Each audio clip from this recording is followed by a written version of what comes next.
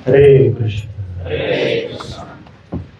जय राधा माधव कुंज बिहारी, गोपी जन वल्लभ गिरिवरधारी।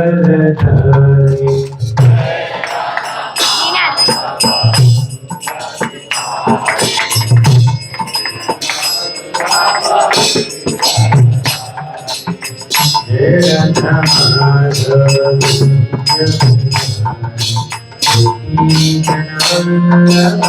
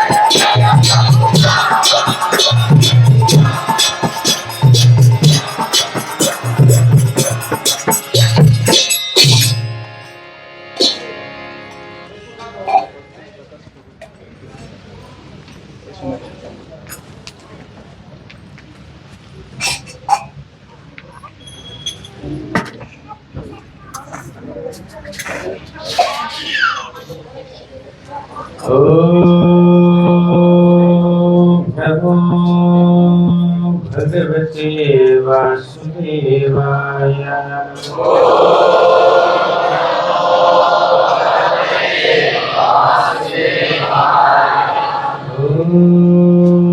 नमो भगवते वासुदेवाय।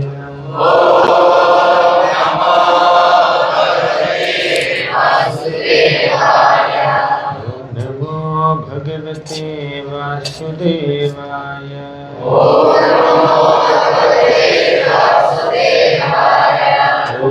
ज्ञानतिमिरान्धस्य ज्ञानाञ्जनशलाकया चक्षुरुन्मिलितं येन तस्मै श्रीगुरवे नमः। श्रीचैतन्यमनोभीष्टं स्थापितं येन भूतले स्वयं रूपः ददाति स्वपदान्तिकम्। वन्देऽहं श्रीगुरो श्रीयुतापदकमलं श्रीगुरुन् वैष्णवांश्च। श्रीरूपं साग्रजातं सहगणा रघुनाथान्वितं तं सजीवं साद्वैतं सावधूतं परिजना सहितं कृष्ण चैतन्य देवं श्री राधा कृष्ण पादान् सहगणा ललिता श्री हे कृष्ण करुणा सिंधु दीनबन्धो जगत्पते गोपेश नमोस्तुते तप्तकाञ्चन गौराङ्गी राधे वृन्दावनेश्वरी वृषभानुसुते देवी प्रणमामि हरिप्रिये कृपा सिन्धुभ्येव पतितानां पावनेभ्यो वैष्णवेभ्यो नमो नमः। जय श्री कृष्ण चैतन्य प्रभु नित्यानंद श्री अद्वैत गदाधर श्रीवासादि गौर भक्तवृंद। हरे कृष्णा कृष्णा कृष्णा हरे हरे हरे राम राम राम हरे हरे। हरे कृष्ण భక్తులందరికీ స్వాగతం. ఇలా ఈ ప్రదేశంలో ఎంతోమంది భక్తుల్ని ఒకే చోట చూడడం మనసుకు ఎంతో ఆనందంగా ఉంది. ఇక్కడ ఒక భక్తుల సముద్రం ఉన్నట్టు అనిపిస్తుంది నాకైతే.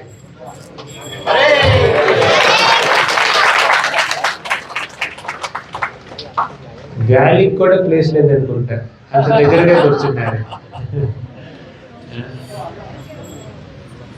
ఇంతమంది భక్తులు ఈ దేశంలో కలిసి కూర్చుని భగవంతుడి గురించి 4 మంచి మాటలు వినడం అనేది అంత సామాన్యమైన విషయం కాదండి. ఈ ప్రపంచంలో ఎంతో మంది వ్యక్తులు ఉన్నారు. ఎన్నో కోట్ల జీవరాశుల్లో మనుషులు చాలా తక్కువ అండి. అలా కొన్ని కోట్ల కొలది మనుషుల్లో ఒక వైదిక ధర్మాన్ని ఆచరించే మనుషులు ఇంకా తక్కువ అండి. అలా ఏదో ఒక పద్ధతిని, సంస్కృతిని, వైదిక ధర్మాన్ని ఆచరించే వ్యక్తుల్లో ఒక వైష్ణవ సంప్రదాయాన్ని ఆచరించే వాళ్ళు ఇంకా తక్కువ అండి.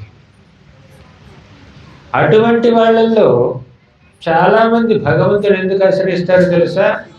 డబ్బుల కోసం, కోరికలు తీరడం కోసం, కష్టాలు తీరడం కోసం భగవంతుడిని ఆశ్రయిస్తారు చాలామంది. అటువంటి వాళ్ళల్లో కూడా కేవలం నిస్వార్థ భావనతో భగవంతుడికి సేవ చేసే వ్యక్తులు చాలా తక్కువ. అటువంటి వాళ్ళల్లో మీరందరూ ఉన్నారు. ఎంత అరుదండి! మీరు ఈ ప్రపంచంలో ఉన్న వ్యక్తులందరిలోకి అరుదైన వాళ్ళల్లో మీరున్నారండి. అంటే నిస్వార్థంగా భగవంతుడిని సేవించాలి అన్న భావన కలిగిన వాళ్ళలో మీరున్నారు.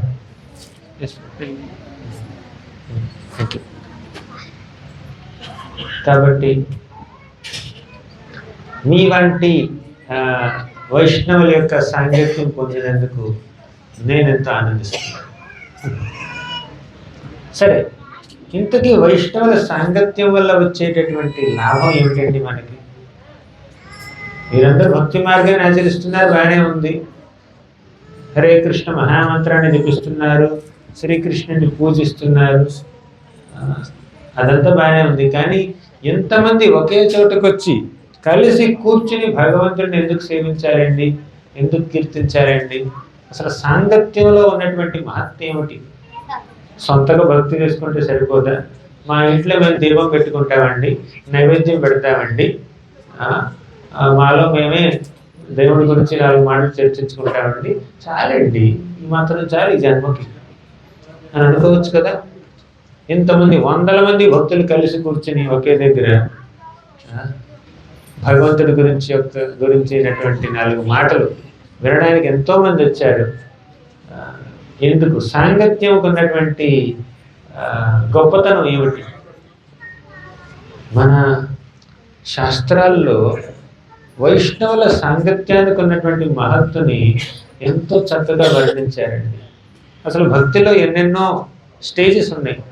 ఒకటి శ్రద్ధ, రెండు సహజ సంగతి. శ్రద్ధ అంటే ఈ భక్తి మార్గం మీద కాస్తో కూస్తో మీకు శ్రద్ధ కలిగింది అనుకోండి, ఇమ్మీడియట్గా వెంటనే మనం ఆచరించవలసినటువంటి నెక్స్ట్ స్టెప్ ఏంటో తెలుసా? సాధు సాంగత్యం. సాధు సాంగత్యం, సాధువుల యొక్క సాంగత్యం కావాలి. సాధువులు అంటే కేవలం కాషాయ వస్త్రాలు ధరించి గుండుతో ఉన్నవాళ్ళే సాధువులు కాదండి. సాధువులు అంటే కేవలం ముక్కు మూసుకుని తపస్సు చేసుకుని ఇంటి పెద్ద పెద్ద గడ్డాలతో జటలతో అడవుల్లో ఉండేవాళ్ళే సాధువులు కాదండి. సాధువు అంటే ధర్మాన్ని ఆచరిస్తూ ఒక చక్కటి సన్మార్గాన్ని ఆచరిస్తూ భక్తి మార్గాన్ని ఆచరిస్తున్నటువంటి ఏ వ్యక్తి అయినా కూడా సాధువు. వాళ్ళు పిల్లలు కావచ్చు, పెద్దవాళ్ళు కావచ్చు, స్త్రీలు కావచ్చు, పురుషులు కావచ్చు, వృద్ధులు కావచ్చు, వయసులో ఉన్న వాళ్ళు కావచ్చు, ఎవరైనా కూడా వాళ్ళు సాధువులేనండి. అటువంటి సాధువుల యొక్క సాంగత్యం మనకు కావాలి. ఎందుకంటే అటువంటి భక్తుల యొక్క సాంగత్యంలోనే మనం భగవంతుడిని చక్కగా ఆరాధించగలుగుతాం, చక్కగా సేవించగలుగుతాం. అందుకే అన్నారండి, చందనయోర్ మధ్య శీతల సాధు సంగతి అని. కొంతమంది అంటారు చందనం ఎంతో శీతలంగా ఉంటుంది, చల్లగా ఉంటుంది అని. అవునా? చందనం చల్లగా ఉంటుంది కదా. ఇంకొంతమంది అంటారు చంద్రుడు చల్లగా ఉంటాడంటారు. చందనం చల్లగా ఉంటుంది, చంద్రుడు చల్లగా ఉంటాడు. మంచి మిట్ట మధ్యాహ్నం ఎండ ఉందనుకోండి, ఆ ఎండ మీరు తట్టుకోలేరు. కాస్త సూర్యాస్తమయం కలిగి అప్పుడే కాస్త చంద్రుడు ఉదయించాడు అనుకోండి, అప్పుడు ఆ చంద్రుడిని చూసి మీకు ఎంతో ఆనందం కలుగుతుంది, కాస్త చల్లగా ఉంటుంది, కాస్త వాతావరణం చల్లబడి అనుకుంటారు. చాలామంది అంటూ ఉంటారు చందనం చల్లగా ఉంటుంది, చంద్రుడు చల్లగా ఉంటాడు అంటారు. కానీ చందనయోర్ మధ్య శీతల సాధు సంగతి. చంద్రుడి కన్నా అలాగే మంచి ఏమిటో చెడు ఏమిటో తెలుస్తుంది, శాస్త్రాల యొక్క మర్మం అర్థం అవుతుంది, మనం ఎందుకు భక్తి మార్గాన్ని ఆచరించాలి అన్న విషయం చక్కగా తెలుస్తుందండి మనకి. సాధువుల యొక్క సాంగత్యం మనకు లభిస్తే. అందుకే సాధువుల యొక్క సాంగత్యాన్ని మనం ఎప్పుడు తక్కువ చేసి చూడకూడదండి. మంచివాళ్ళు చాలామంది ఉంటారండి, కానీ కేవలం మంచితనం ఉంటే సరిపోదు, భగవంతుడి పట్ల భక్తి కూడా ఉండాలి. భగవంతుడి పట్ల భక్తి మీద ఆధారపడినటువంటి ఆ మంచితనం ఉంటే చూడండి, ఆ మంచితనం పెర్మనెంట్ అన్నమాట. కానీ ఈ ప్రపంచంలో కొంతమంది మంచివాళ్ళు ఉంటారు, వారి యొక్క మంచితనం ఏమిటో తెలుసా? వారి యొక్క సత్వగుణం వల్ల వచ్చినటువంటి మంచితనం. సత్వగుణం మంచిదే, రజోగుణం కన్నా తమోగుణం కన్నా సత్వగుణం గొప్పదే. కానీ సత్వగుణంలో ఉన్నటువంటి వ్యక్తులు ఎంత మంచితనం చూపించినా కూడా ఈ రజోగుణం యొక్క ప్రభావం వల్ల, తమోగుణం యొక్క ప్రభావం వల్ల అప్పుడప్పుడు ఆ మంచితనం కోల్పోతారండి వాళ్ళు. కానీ ఎవరైతే భక్తి మార్గాన్ని ఆచరిస్తూ మంచి గుణాలను పెంపొందించుకుంటారో అటువంటి వాళ్ళకు మాత్రం మంచి ఎప్పుడు పోదండి, మంచి పెరుగుతూనే ఉంటుంది. నేను అనట్లేదండి ఈ మాట సాక్షాత్తు ప్రహ్లాదుడే అంటాడు. యస్యాస్తి భక్తిర్భగవత్యకించన సర్వైర్గుణైస్తత్ర సమాసతే సురాః హరావ భక్తస్య కుతో మహద్గుణ మనోరథేన సతి ధావతో బహి. యస్యాస్తి భక్తిర్భగవత్యకించన, ఎవరైతే భగవంతుడి పట్ల అకించన భక్తి చేస్తారో, అంటే నిస్వార్థ భావనతో భగవంతుడిని కొలుస్తారో, సర్వైర్గుణైస్తత్ర సమాసతే సురాః, దేవతల్లో ఉన్నటువంటి సద్గుణాలు మంచి లక్షణాలు కూడా వారిలో వస్తాయండి.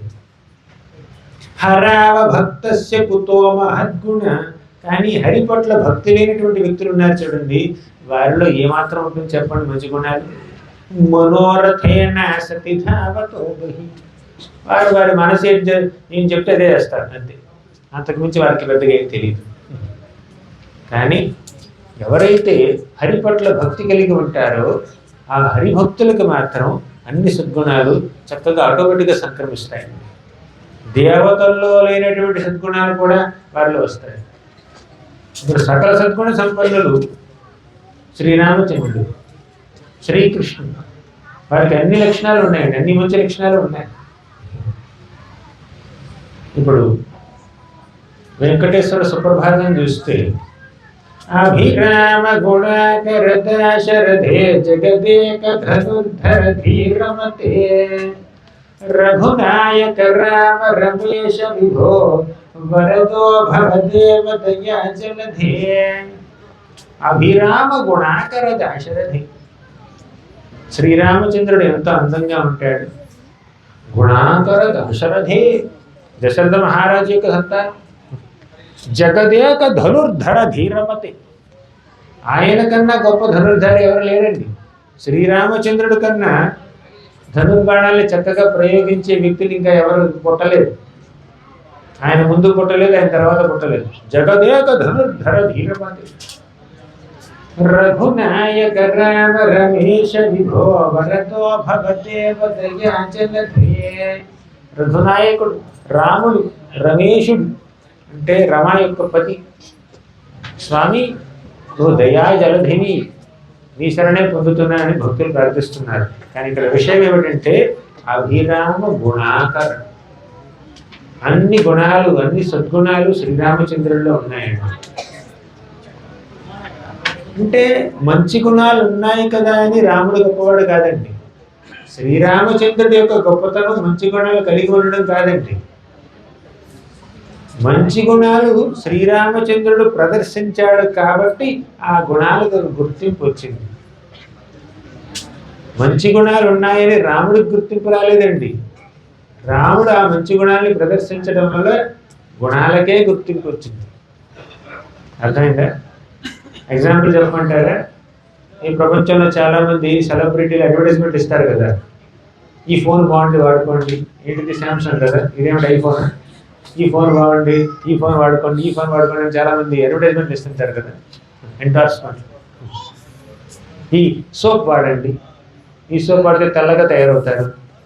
ఈ క్రీమ్ వాడండి, అప్పుడు మామూలు ముడతలన్నీ పోతాయి. ఈ నూనె వాడండి, మీ జుట్టు అంతా చాలా నిగనగలాడిపోతుంది. ఈ షాంపూ వాడండి, తెల్ల వెంట్రుకలు రావు, వెంట్రుకలు రాలిపోవు. ఉంటాయి కదా అడ్వర్టైజ్మెంట్. లేదా పెద్ద సినిమా స్టార్ ఎవరో వచ్చి అడ్వర్టైజ్మెంట్ చేశాడు అనుకోండి, ఈ షాంపూ వాడండి, ఈ సోప్ వాడండి అంటే ఆ సోప్ వల్ల యాక్టర్ గుర్తింపు రావట్లేదండి. యాక్టర్ వల్ల ఆ సోపు గుర్తింపు వస్తుంది. అవునా? ఎవరైతే అడ్వర్టైజ్ చేస్తున్నారో ఆ సోపుని, షాంపూని, ఆ సోపుకి, షాంపూకి యాక్టర్ వల్ల గుర్తింపు వస్తుంది. అలాగే శ్రీరామచంద్రుడు మంచి లక్షణాలని ప్రదర్శించాడు కాబట్టి ఆ మంచి లక్షణాలకి గుర్తింపు వచ్చిందండి. ఆ మంచి లక్షణాలు ఉన్నాయి కాబట్టి రాముడు గొప్పవాడు కాదు. గొప్పవాడైనటువంటి రాముడు ఆ మంచి లక్షణాలను ప్రదర్శించాడు కాబట్టి లక్షణాలకే ఒక గుర్తింపు వచ్చింది. ఆయన సకల సద్గుణ సంపన్నుడండి శ్రీరామచంద్రుడు. అటువంటి శ్రీరామచంద్రుడిని పూజించినటువంటి భక్తులు వారు కూడా సకల సద్గుణ సంపన్నులు అవుతారు. వారి యొక్క మంచి లక్షణాలు వారు ఆచరించే భక్తి మార్గం మీద ఆధారపడి ఉంటాయండి. ఒక ముక్కలో నేను చెప్పిందంతా ఒక ముక్కలో సారాంశం చెప్పాలి అంటే, మీరు భక్తి మార్గాన్ని ఆచరిస్తే మీలో అన్ని సద్గుణాలు వస్తాయి. అలా సద్గుణాలు పొందినటువంటి భక్తుల యొక్క సాంగత్యాన్ని మీరు స్వీకరిస్తే అప్పుడు ఆ సద్గుణాలు మీకులో కూడా వస్తాయి. భగవంతుడిలో సద్గుణాలు ఉన్నాయి. ఆయన భక్తి మార్గాన్ని ఆచరించే భక్తులు వారికి కూడా సద్గుణాలు వస్తాయి. వారి యొక్క సాంగత్యం మీరు పొందితే మీకు కూడా సద్గుణాలు వస్తాయి. అర్థమైందా? నేను గత 10 నిమిషాల్లో చెప్పినటువంటి మాటకు సారాంశం ఇదే. భగవంతుడు సకల సద్గుణ సంపన్నుడు. ఆయన్ని పూజించే మహాభక్తులు కూడా సకల సద్గుణ సంపన్నులు. అటువంటి సాధువుల యొక్క సాంగత్యం తీసుకుంటే మీరు కూడా సకల సద్గుణ సంపన్నులు అవుతారు. ఓకేనా? అందుకే సాధు సాంగత్యం ఇంపార్టెంట్ అండి. సాధువుల సాంగత్యంలోనే మనకి భక్తి అంటే ఏమిటో తెలుస్తుంది, భగవంతుని యొక్క గొప్పతనం అర్థం అవుతుంది. ఒక చిన్న కథ చెబుతాను వినండి, సాధు సాంగత్యం యొక్క గొప్పతనం గురించి. ఇది చాలామందికి తెలిసిన కథే. మీరు ఎంతమందికి తెలుసండి మృగాడి అనే ఒక బోయవాడి గురించి? మృగారి అనే ఒక బోయవాడు ఉన్నాడు, వేటగాడు. తెలుసా ఎంతమందికి? అంతేనా? 10 మంది కూడా లేదు. మిగిలిన వాళ్ళు ఎవరు తెలీదా మృగారి గురించి? ఓకే, ఇప్పుడు నేను చెప్తాను. మృగాలు అంటే ఏమిటో తెలుసా? జంతువులు. మృగ అరి, అరి అంటే శత్రువు. మృగారి అంటే జంతువులకు శత్రువు. వాడి పేరే అలా ఉంది. సో మృగారి అనే ఒక వేటగాడు ఉన్నాడండి, ఒక బోయవాడు. జంతువుల్ని ఎలా చంపేవాడో తెలుసా? ఎంతో దారుణంగా చంపేవాడండి. పూర్తిగా చంపేవాడు కాదు, ఏదో ఒక బాణం వేస్తాడు, ఆ బాణం వెళ్ళి ఈ కుందేలుకో జింకకు గుచ్చుకుంటుంది. అలా బాణం గుచ్చుకున్నటువంటి ఆ జంతువు ప్రాణాల కోసం విలవిలా కొట్టుకుంటూ ఉంటుంది. అలా కొట్టుకుంటూ ఉన్నటువంటి జంతువు యొక్క నొప్పిని చూసి ఈ మృగానికి ఎంతో ఆనందం కలుగుతుంది, పరవశించిపోతాడు. దాని యొక్క బాధ చూసి ఇక్కడ ఈ వ్యక్తి ఉప్పొంగిపోతాడండి. అంటే పూర్తిగా చంపేస్తే ఒక క్షణంలో చచ్చిపోతుంది, అలా పూర్తిగా చంపకుండా ఊరికి గుచ్చి గుచ్చి చంపుతాడు. అది 1 గంట 2 గంటలు కూర్చుని ప్రాణాలు విలవలాడిపోతుంటే అది చూసి ఈ బోయేవాడికి ఆనందం కలుగుతుంది. శాడిస్ట్. ఒక్కసారి చంపితే ఒక రకం, కానీ స్టేజ్ వైజ్గా చంపి ఆ ప్రాణి పడే బాధని చూసి వీడు ఆనందిస్తున్నాడు. అటువంటి వ్యక్తులు కూడా ఉంటారండి. ఎదుటి వారి యొక్క బాధలో మీరు ఆనందాన్ని చూడకూడదండి, వారి బాధను చూసి మీరు కూడా బాధపడాలి. వారి సంతోషాన్ని చూసి మీరు సంతోషపడాలి. వారిని సంతోషపెట్టే మార్గాన్ని మీరు వెతకాలి. అదండి వైష్ణవుల యొక్క లక్షణం, గొప్పవాళ్ళ యొక్క లక్షణం. కానీ మృగారి మాత్రం అసలు ఏమాత్రం దయ లేకుండా ఎంతో నిర్దయుడిగా ఈ జంతువుల్ని పక్షుల్ని చంపేవాడండి. ఒకసారి నారద మహర్షి అలా అడవిలోకి వచ్చాడు. మీలో ఎంతమందికి తెలుసండి నారద మహర్షి గురించి? నారదముని గురించి అందరూ తెలుసా? మృగారి గురించి అందరికీ తెలియదు, కానీ నారద మహర్షి గురించి తెలుసు. ఈరోజు ఒక పావు గంటలో మృగారి గురించి కూడా పూర్తిగా తెలుసుకుంటారు మీరు, మృగారి యొక్క జీవిత చరిత్ర. నారద మహర్షి ఒకసారి అలా అడవిలోకి వచ్చాడు. వచ్చి చూశాడు, అక్కడ ఒక కుందేలు, ఒక అడవి పంది, ఒక జింక పడి ఉన్నాయండి. ప్రాణాల కోసం విలవలా కొట్టుకుంటున్నాయి. వారి యొక్క శరీరాల్లో ఒక ఇదేంటి బాణం గుచ్చుకుందండి, విలవలా కొట్టుకుంటున్నాయి. చూశాడు, వారి యొక్క బాధని చూసి నారద మహర్షి తట్టుకోలేకపోయాడు. అలా ముందుకు వెళ్తే ఇంకో జంతువు కనిపించింది, ఇంకో 4 అడుగులు ముందుకు వెళ్తే ఇంకో జంతువు కనిపించింది. ఇలా ఒక 3-4 జంతువులు చూశాడు. పక్కనే మృగారిని చూశాడు. ఎంతో భయంకరంగా ఉన్నటువంటి, ఎంతో వికృతంగా భయంకరంగా ఉన్నటువంటి ఒక బోయవాడిని చూశాడు. నారద మహర్షి చూసి ఏమన్నాడంటే, ఆ జంతువులు అలా చంపింది నువ్వేనా అని అడిగాడు. అవును నేనే అన్నాడు. అంతేకాదండి, నారద మహర్షి వచ్చేసరికి అక్కడ ఇంకొన్ని జంతువులు ఉన్నాయి, అవన్నీ పారిపోయినాయి.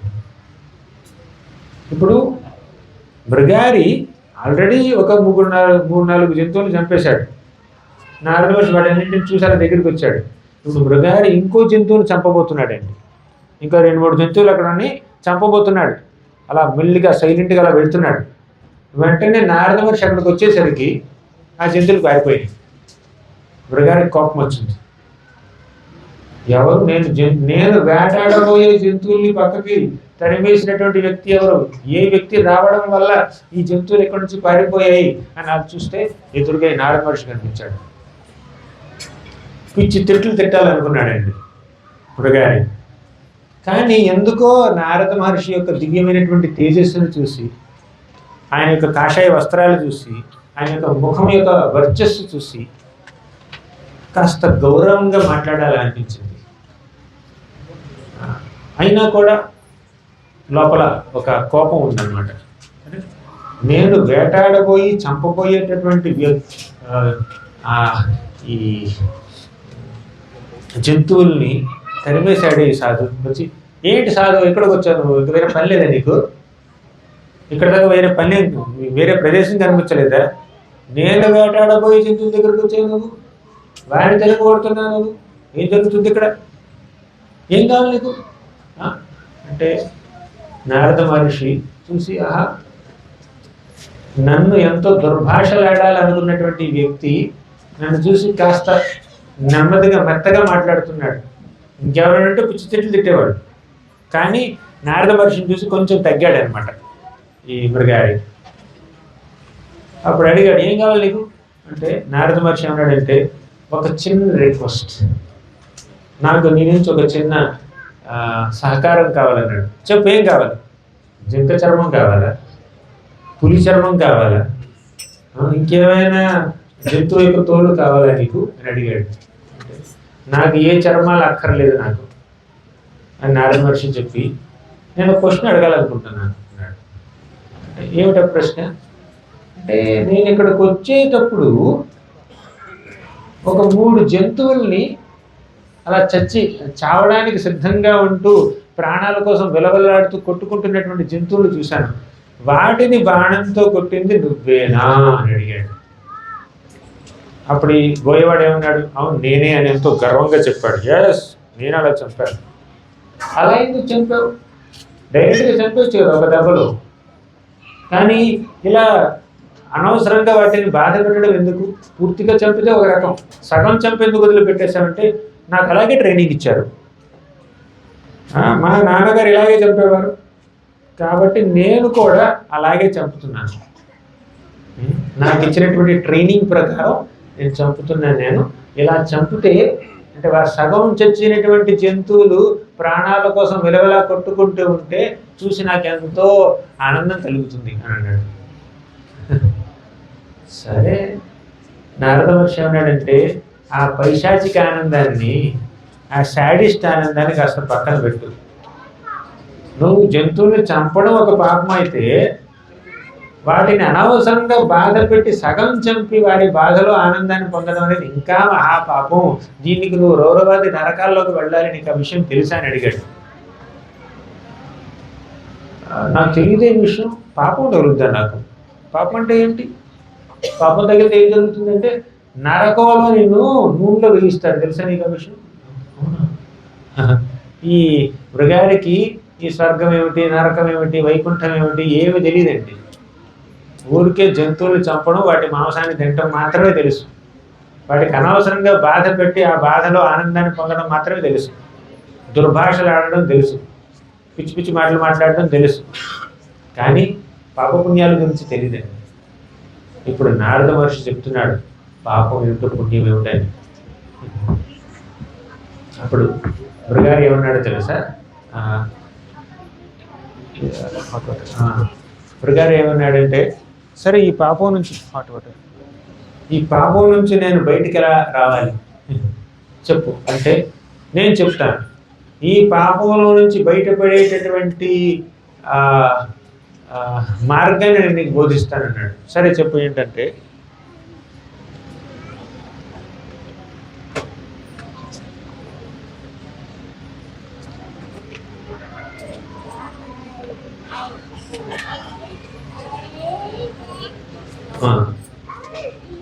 నారద మహర్షి ఉన్నాడంటే, ముందుగా నీ చేతిలో ఉన్నటువంటి ఆ ధనుస్సుని 2 ముక్కల్లో విరిచేయమన్నాడు. అదేమిటండి, ఇదే మా జీవనోపాధి, ఈ ధనుస్సు లేకుండా బాణాలు లేకుండా మేము ఎలా బతుకుతామంటే, నీ బ్రతుకు తెరువు చూపించే బాధ్యత నాది. నువ్వు 2 పూట్ల 3 పూట్ల భోజనం చేయడానికి నీకు ఏం కావాలో అవన్నీ సమకూర్చే బాధ్యత నాది. నువ్వు ముందు బాణాన్ని విడిచిపెట్టాడు. ఎందుకో ఈ మృగారికి నారద మహర్షి చెప్పే మాటల్ని నమ్మబుద్ధి అయింది. తన చేతిలో ఉన్నటువంటి విల్లుని 2 ముక్కలుగా విరిచేశాడండి, బాణాన్ని విడిచిపెట్టాడు. అప్పుడు నారద మహర్షి అన్నాడంటే, నేను చెప్పినట్టు ఇంటికి వెళ్ళి నువ్వు ఇటువంటి పాపకార్యాలతో సంపాదించినటువంటి ఆ సంపద మొత్తాన్ని నువ్వు పేదలకు పంచిపెట్టు, బ్రాహ్మణులకు పంచిపెట్టు. నువ్వు కూడా ఒక చిన్న కుటీరాన్ని, నదీ తీరంలో ఒక చిన్న కుటీరాన్ని నిర్మించుకుని అక్కడ కూర్చుని హరే కృష్ణ మహామంత్రాన్ని జపించు. అక్కడ ఒక తులసి కోట పెట్టాలి, నువ్వు తులసి మొక్కని నాటాలి. ఆ తులసి మొక్క ఎదురుగా నువ్వు నీ భార్య కూర్చుని హరే కృష్ణ మహామంత్రాన్ని ప్రతినిత్యం జపించండి. హరే కృష్ణ హరే కృష్ణ కృష్ణ కృష్ణ హరే హరే హరే రామ హరే రామ. నువ్వు హరే కృష్ణ మహామంత్రాన్ని జపించమని చెప్పండి, అంతే. ఈ మృగారి గురువు గారు అయినటువంటి నారద మహర్షి చెప్పినటువంటి ఆ మాటని తూచా తప్పకుండా పాటించాడండి. ఒక వైష్ణవుడిగా మారిపోయాడు. తను వేటగాడు, ఇప్పుడు వేటగాడు కాదు వైష్ణవుడు అయ్యాడు. తాను తన భార్య తులసి కోటను చక్కగా నిర్మించుకుని తులసి ఎదురుగా ప్రతిరోజు జపం చేస్తున్నారండి. ఎంతో సిన్సియర్గా హరే కృష్ణ మహామంత్రాన్ని జపిస్తున్నారండి. ఇది గురువు గారి యొక్క సాంగత్యం వల్ల, నారద మహర్షి యొక్క ఇది కాస్త లవమాత్ర సాధు సాంగత్యం వల్ల, ఇది చాలా తక్కువ సమయం, మహాయిగా 5 నిమిషాలు 10 నిమిషాలు అరగంట మాట్లాడుంటాడండి నారద మహర్షి. ఆ కాస్త సమయంలోనే ఈ మృగారిలో ఎంతో పరివర్తన వచ్చింది. వెంటనే వెళ్ళాడు, జపం చేయడం స్టార్ట్ చేశాడు. ఇంతకీ హరే కృష్ణ మహామంత్రాన్ని జపిస్తే వచ్చేటటువంటి గొప్పతనం మహత్యం ఏమిటో మీకు తెలుసా? శత్రుఛేదైక మంత్రం సకలముపనిషద్వాక్య సంపూజ్య మంత్రం సంసారోచ్ఛేద మంత్రం సముచిత తమసః సంఘ నిర్యాణ మంత్రం సర్వైశ్వర్యైక మంత్రం వ్యసన భుజగ సందష్ట సంత్రాణ మంత్రం జిహ్వే శ్రీకృష్ణ మంత్రం జప జప సతతం జన్మ సాఫల్య మంత్రం. మీరు కూడా అంటారా? నేను శ్లోకం చెప్తాను, చెప్పండి. శత్రుఛేదైక మంత్రం శత్రుఛేదైక మంత్రం సకలముపనిషద్వాక్య సంపూజ్య మంత్రం. ఓకే, చిన్నగా చెప్తాను. శత్రుఛేదైక మంత్రం సకలముపనిషద్ వాక్య సంపూజ్య మంత్రం సంసారోచ్ఛేద మంత్రం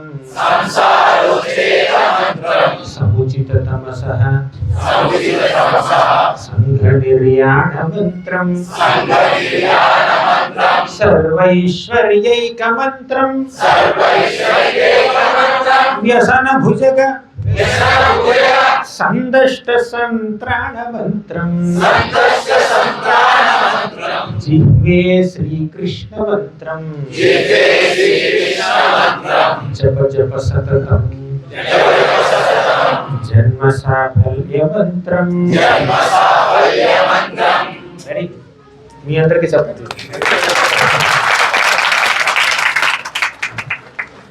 చాలా ఈజీ కదా శ్లోకం? మీరు కౌంట్ చేశారా? ఇప్పుడు ఈ శ్లోకంలో మంత్రం అన్న మాట ఎన్నిసార్లు వచ్చిందో కౌంట్ చేశారా? చెప్పండి, ఎన్నిసార్లు వచ్చింది? 2 సార్లా? 5 సార్లా? 12 సార్లా? 5 సార్లు అంటారు. ఓకే, మళ్ళీ ఇంకొకసారి చదువుతారు శ్లోకం, మీరు కౌంటింగ్ చేయాలి. ఓకేనా? శత్రుఛేదైక మంత్రం సకలముపనిషద్ వాక్య సంపూజ్య మంత్రం సంసారోచ్ఛేద మంత్రం సముచిత తమసః సంఘ నిర్యాణ మంత్రం సర్వైశ్వర్యైక మంత్రం వ్యసన భుజగ సందష్ట సంత్రాణ మంత్రం జిహ్వే శ్రీకృష్ణ మంత్రం జప జప సతతం జన్మ సాఫల్య మంత్రం. చెప్పండి. నాకు వాడు శత్రువు, ఆ పక్కింట్లో పక్క వీధులు ఉండేవాడు శత్రువు. వాళ్ళు మన శత్రువులు కాదండి. నిజమైన శత్రువులు బయట లేరండి, లోపల ఉంటారు. ఇప్పుడు ప్రహ్లాదుడు హిరణ్యకశిపుడు యొక్క స్టోరీ అందరికి తెలుసా? ఒకసారి ప్రహ్లాదుడితో హిరణ్యకశిపుడు ఏమన్నాడంటే, ఈ దేవతలందరూ నా శత్రువులు అంటే ప్రహ్లాదుడు ఏమన్నాడు తెలుసా హిరణ్యకృష్ణుడితో? దేవతలు నీ శత్రువు కాదు, నీ మనసులోనే ఉన్నటువంటి హరిషడ్ వర్గాలే నీ శత్రువులు. నీ మనసులో ఉన్నటువంటి కామ క్రోధ లోభ మోహ మదమాత్సర్యాలే నీ శత్రువులు. నీ మనసులో ఉన్నటువంటి ఈర్ష్య ద్వేషం అసూయ పగ ఇవే నీ శత్రువులు. ఆ శత్రువులు చేయిస్తే నీకు ఇంకా శత్రువులే ఉండరు అని ప్రహ్లాదుడు హిరణ్యకృష్ణుడితో చెప్పాడండి. ఇప్పుడు హరే కృష్ణ మహామంత్రాన్ని కనుక మీరు జపిస్తే మీ మనసులో ఉన్నటువంటి ఈ శత్రువులు హరిషడ్ వర్గాలు అనే శత్రువులు నాశనం అయిపోతాయి. మీలో ఎంతమందికి మీలోనే ఉన్నటువంటి ఈర్ష్య ద్వేషం అసూయ పగ కామం కోరికలు ఇవన్నీ జయించాలని ఉందో చెప్పండి. ఉంది కదా? హరే కృష్ణ మహామంత్రాన్ని జపించండి. హరే కృష్ణ మహామంత్రాన్ని జపిస్తే మీకు వచ్చే మొట్టమొదటి బెనిఫిట్ ఏమిటి తెలుసా? మీ మనసులోనే ఉన్నటువంటి అవలక్షణాలు అనర్థాలు శత్రువులు నాశనమైపోతాయి.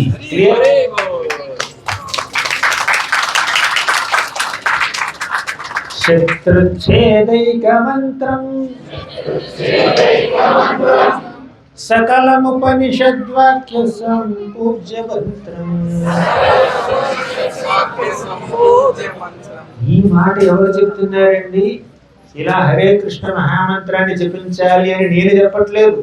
సకలం ఉపనిషత్, అన్ని ఉపనిషత్తుల్లోనూ చెప్తున్నారండి మీరు కృష్ణ మంత్రాన్ని జపించమని.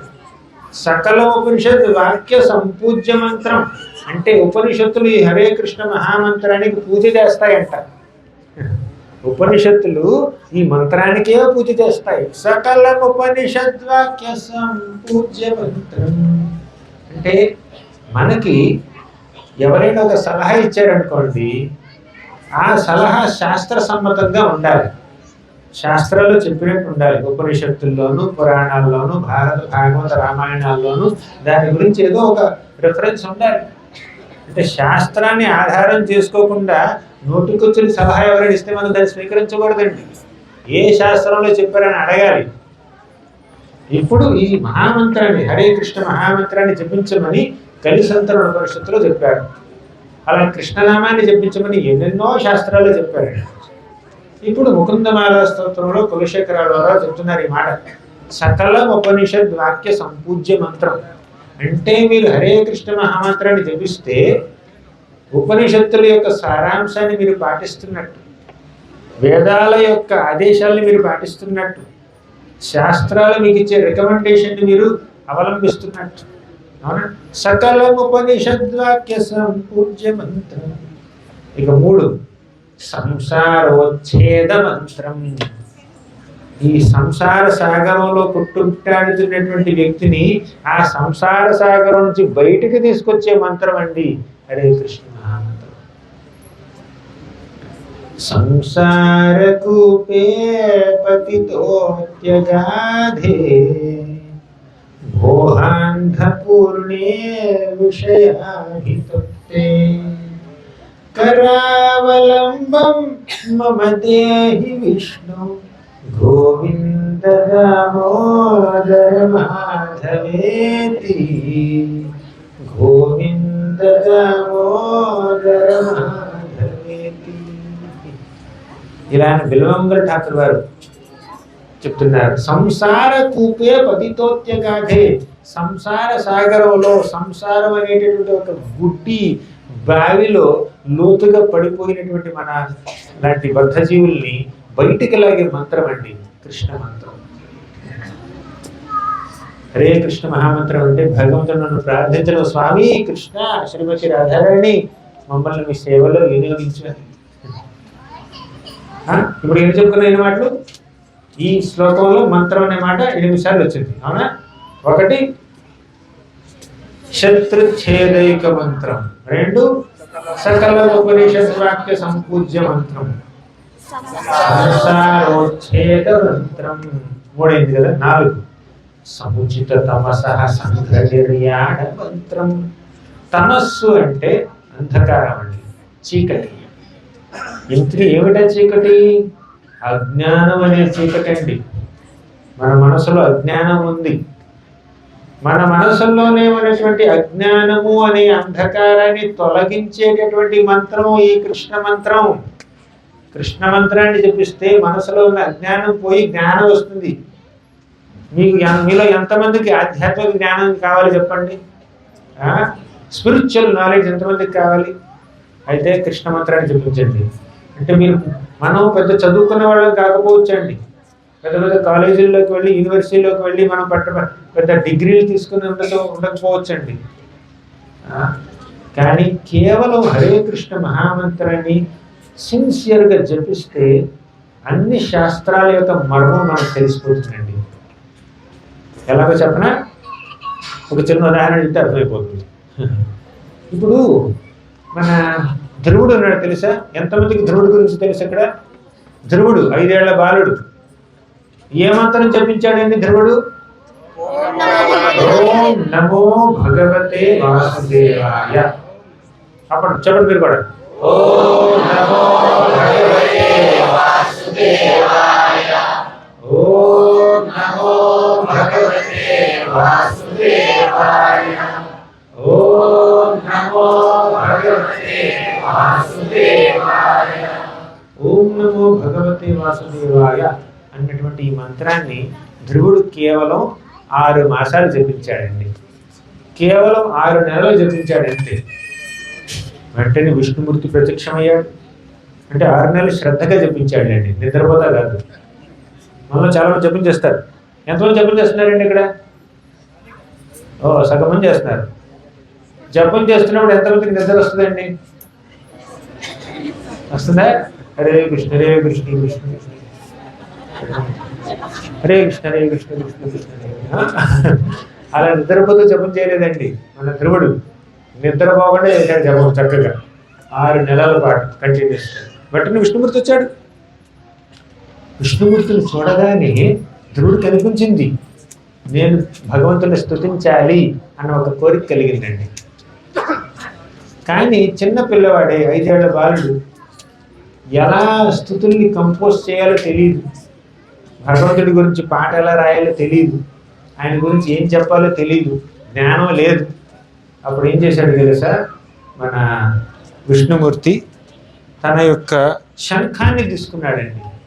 ఒక శంఖాన్ని తీసుకుని ఇలా ధ్రువుడి యొక్క తలకు ఆనించాడంటే ఆ భగవంతుడి యొక్క శంఖం ధ్రువుడికి తలకి ఇలా తాకగానే అన్ని శాస్త్రాల యొక్క సారాంశం అంతా ధ్రువుడికి తెలిసిపోయిందండి. అదండి మహంతం యొక్క మహత్వం.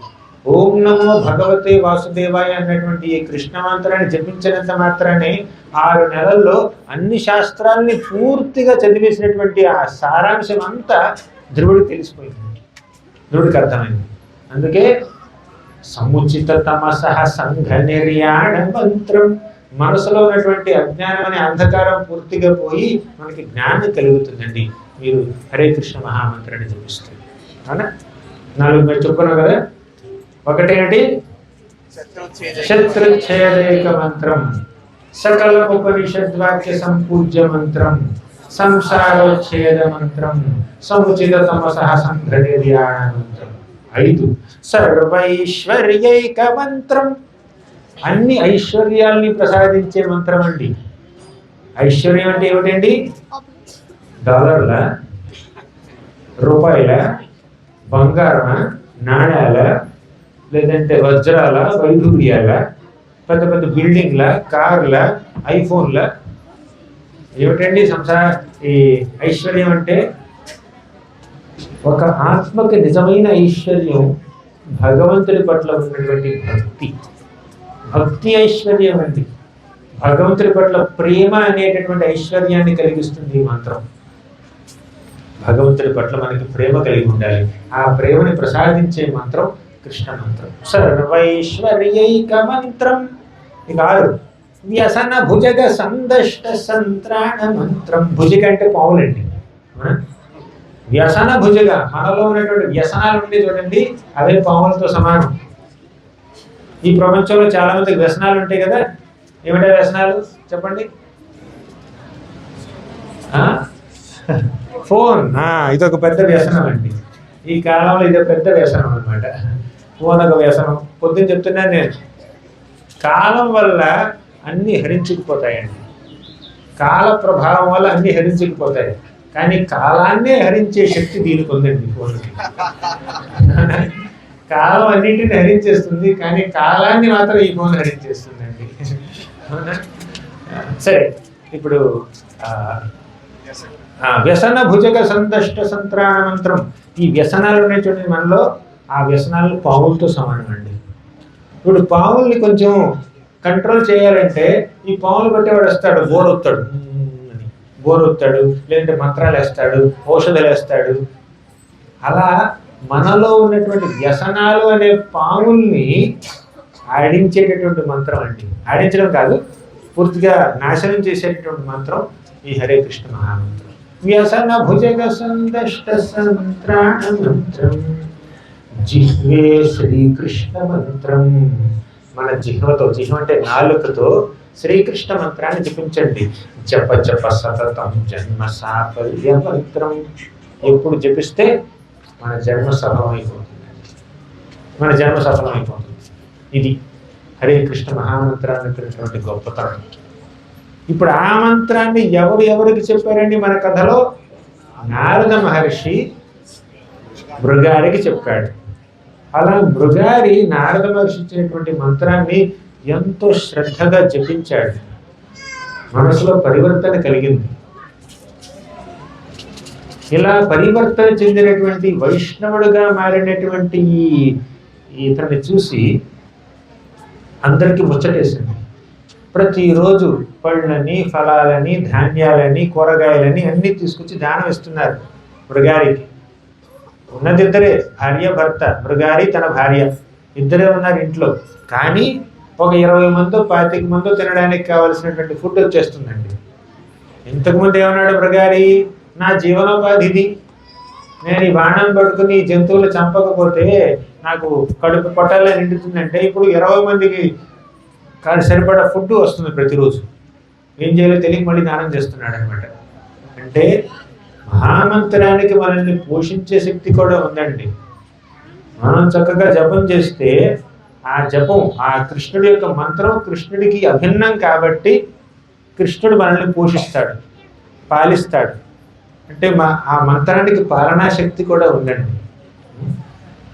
సరే, ఇతడు బాగా ట్రాన్స్ఫర్మ్ అయిపోయాడు, చక్కగా జపం చేస్తున్నాడు, ఎంతో చక్కగా శ్రద్ధతో జపం చేస్తున్నాడు హరినామాలని. హరేర్నామ హరేర్నామ హరేర్నామైవ కేవలం కలౌ నాస్త్యేవ నాస్త్యేవ నాస్త్యేవ గతిరన్యథా. కలియుగంలో హరినామాన్ని మించినటువంటి మార్గం ఇంకొకటి లేదండి భగవంతుని చేరుకోవడానికి. ఇప్పుడు ఇంతకుముందు యుగాల్లో వేరే మార్గాలు ఉన్నాయి. తెలుసా మీకు ఏ మార్గం? కృతయుగంలో భగవంతుని చేరుకునే మార్గం ఏమిటి చెప్పండి? ధ్యానం చేయడం. ఎన్ని సంవత్సరాలు అండి? ఒక 10,000 సంవత్సరాలు, ఒక 25,000 సంవత్సరాలు. అప్పుడప్పుడు అగ్నిలో కూర్చుని చేయాలి, అప్పుడప్పుడు మండు టెండలో కూర్చుని చేయాలి ధ్యానం, లేదంటే నీళ్ళలో కూర్చుని చేయాలి. జలస్తంభం విద్య తెలిసి ఉండాలి. ఇక్కడ ఎవరైనా 25 సంవత్సరాలు 25,000 సంవత్సరాలు ధ్యానం చేయగలరా? అలాగా చెప్పండి. ఎవరికైనా కెపాసిటీ ఉందా? 25,000 సంవత్సరాలు ధ్యానం చేస్తారా? చెప్పావు. 25,000 అంటే తెలియదు పిల్లాడికి, చిన్న పిల్లాడు. అంత ధ్యానం ఎవరు చేస్తారు చెప్పండి? ఇప్పుడు అంత కెపాసిటీ లేదు. కృతేయ ధ్యాయతో విష్ణు అంటే కృతయుగంలో, సత్యయుగంలో విష్ణువుని ధ్యానించడం ద్వారా ఆయన చేరుకుంటాం. త్రేతాయాం యజతో మఖై, త్రేతాయుగంలో ఎన్నెన్నో యజ్ఞాలు యాగాలు చేయడం ద్వారా భగవంతుని చేరుకుంటాం. కానీ అన్ని యాగాలు యజ్ఞాలు చేసే కెపాసిటీ కలియుగంలో మనుషులకు లేదండి. ద్వాపరే పరిచర్యాయాం, ద్వాపర యుగంలో భగవంతుని ఆరాధిస్తారన్నమాట. అలా ఆరాధన ద్వారా ఆయన చేరుకుంటారు. అంటే ఆరాధన ఇప్పుడు కూడా చేస్తాం మనం, కానీ అంతలా చేసే శక్తి మనకు లేదండి. ఏదో ఒక 5 నిమిషాలు 10 నిమిషాలు ఆరతి చేసి గంట పెట్టి ఊరుకుంటాం అంతే. కానీ అప్పట్లో ఆరాధన అంటే చాలా ఎలాబరేట్గా ఉండేది. కానీ కలౌ తద్ధరి కీర్తనాత్. అంటే మీరు కృతయుగంలో ధ్యానం చేస్తే మీకేం వస్తుందో, త్రేతాయుగంలో యజ్ఞాలు చేస్తే ఏమొస్తుందో, అలాగే ద్వాపర యుగంలో భగవంతుడిని పూజ చేయడం ద్వారా మీకు ఏం లభిస్తుందో అవన్నీ కలియుగంలో కేవలం హరే కృష్ణ మహామంత్రాన్ని జపించడం ద్వారా మీకు లభించేస్తాయి. చాలా ఈజీ. అలా మృగారి హరే కృష్ణ మహామంత్రాన్ని ఎంతో ప్రేమతో జపించాడు. మనసులో పరివర్తన కలిగింది. తనకి ఏం కావాలని సమకూరుతున్నాయి. ఒకరోజు మన నారద మహర్షి ఇంకొక మహర్షిని తీసుకుని వచ్చాడు మృగారి వాళ్ళ కుటీరానికి. పర్వతముని తీసుకొచ్చాడు. ఎలా ఉన్నాడు మృగారి, నా శిష్యుడు, నేను చూడడానికి వచ్చాడు. గురువు గారిని అలా దూరం నుంచి చూసి మృగారికి ఎంతో ఆనందం కలిగింది. పరిగెత్తుకుంటూ వచ్చాడు గురువు గారిని కలవాలి, నారద మహర్షికి నమస్కరించాలని. కానీ దారిలో కొన్ని చీమలు కనిపించాయండి. మృగారికి దారిలో చీమలు కనిపించాయి. అప్పుడు ఏం చేశాడంటే ఆ చీమలు తొక్కాలని అనిపించలేదు. తన యొక్క ధోవతి ఉత్తరీయం తీసుకుని అలా మెల్లిగా చీమల్ని అలా పక్కకి మళ్ళిస్తున్నాడు. మళ్ళించి ఆ చీమలని పక్కకు వెళ్ళిపోయిన తర్వాత అప్పుడు దాటుకుని వెళ్ళి గురువుగారికి నమస్కరించాడు. అంటే ఒకప్పుడు ఈ అడవి పందుల్ని, జింకల్ని, కుందేళ్ళని సగం చంపి వారి యొక్క బాధలో ఆనందాన్ని పొందేటటువంటి ఈ మృగారి ఇప్పుడు కనీసం చీమకు కూడా హాని తలపట్టట్లేదండి. చీమకు కూడా బాధ కలిగించకుండా ఉండాలనుకుంటున్నాడండి. అంటే అంత పరివర్తన కలిగింది. ఎలా కలిగింది? సాధు సాంగత్యం వల్ల, కృష్ణ మంత్రాన్ని జపించడం వల్ల. అందుకే మనం సాధు సాంగత్యంలో మన వాళ్ళ భక్తులందరూ కలిసి కూర్చుని మనం మహామంత్రాన్ని జపించాలి. భగవంతుడి యొక్క హరినామ సంకీర్తన చేయాలి. భగవంతుడి గురించిన కథల్ని వినాలి. అప్పుడు మనసులో పరివర్తన కలుగుతుంది. అది సాధు సాంగత్యానికి, మహామంత్రానికి ఉన్నటువంటి గొప్పతనం. ఇప్పుడు ఇంకొక చిన్న కథ చెప్తాను వినండి.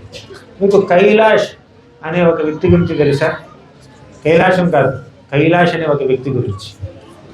కైలాష్ అనే ఒక వ్యక్తి ఉన్నాడు. కథ చాలా సైలెంట్గా వినాలి. చాలా నాలెడ్జ్ అనిపిస్తుంది ఇక్కడ. పిల్లలు, పెద్దవాళ్ళు కూడా.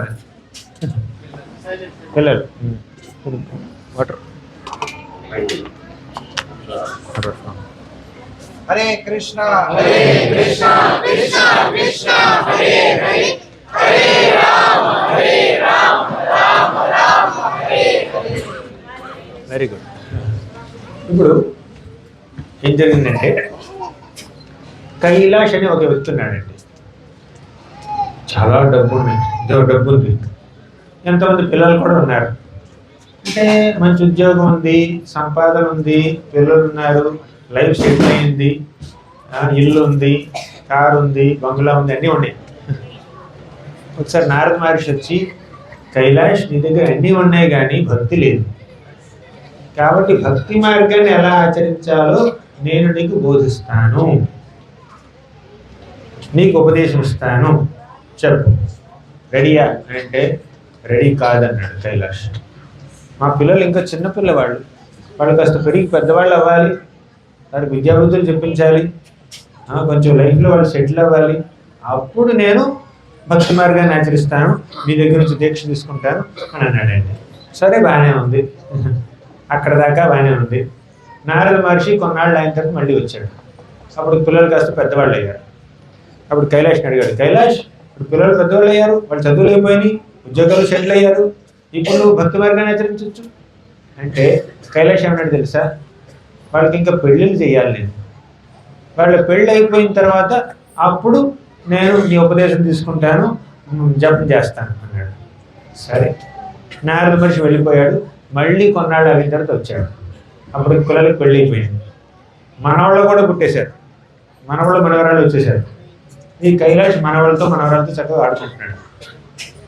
అప్పుడు నారద మహర్షి, ఓకే కైలాష్, ఇప్పుడు నువ్వు పిల్లలు పెద్దవాళ్ళు అయ్యారు, సెటిల్ అయ్యారు, పెళ్ళిళ్ళు అయినాయి, వాళ్ళకు కూడా పిల్లలు ఉన్నారు, ఇప్పుడు నువ్వు రిటైర్ అవ్వాలి, ఇప్పుడు నువ్వు చక్కగా భక్తి మార్గాన్ని ఆచరించాలి, ఇప్పటికే లేట్ అయిపోయింది, ముసలివాడే అయిపోయావు, స్టార్ట్ చేయి, జపం స్టార్ట్ చేయి, భగవద్గీత చదవడం స్టార్ట్ చేయి, భగవంతుని ఆరాధించడం స్టార్ట్ చేయి అంటే కైలాష్ ఏమన్నాడు తెలుసా? లేదు స్వామి, మా పిల్లలు ఆఫీస్లో చాలా బిజీగా ఉంటారు.